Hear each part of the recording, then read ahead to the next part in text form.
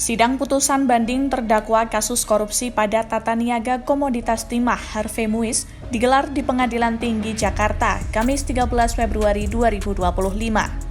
Banding itu diajukan oleh Jaksa Penuntut Umum Kejagung yang keberatan dengan vonis ringan yang dijatuhkan kepada Harvey.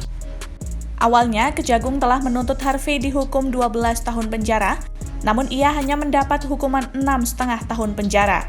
Dalam sidang tersebut, Majelis Hakim Pengadilan Tinggi Jakarta menyebut perbuatan Harvey yang merugikan negara sebesar 300 triliun rupiah itu menyakiti hati rakyat. Hal itulah yang memberatkan Majelis Hakim Pengadilan Tinggi Jakarta dalam menjatuhkan hukuman kepada Harvey. Ketua Majelis Hakim Pengadilan Tinggi Jakarta, Teguh Haryanto, mengatakan korupsi dilakukan oleh Harvey di tengah kesulitan ekonomi yang dialami rakyat, sehingga perbuatan Harvey dinilai sangat menyakiti hati masyarakat. Selain itu, perbuatan Harvey juga disebut tidak meringankan upaya pemerintah dalam memberantas korupsi. Hakim Teguh pun tidak menyebutkan adanya alasan untuk meringankan hukuman Harvey Muiz. Hal-hal atau keadaan yang memberatkan perbuatan terdakwa tidak mendukung program pemerintah dalam memberantas tindak pidana korupsi. 2.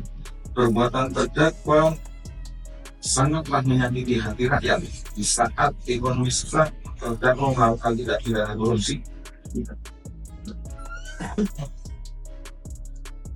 Hal-hal yang meringankan tidak ada.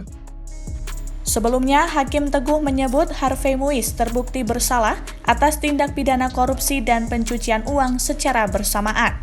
Harvey Muiz dijatuhi hukuman menjadi 20 tahun dari yang sebelumnya 6,5 tahun dan denda sebesar 1 miliar rupiah subsidiar 8 bulan kurungan.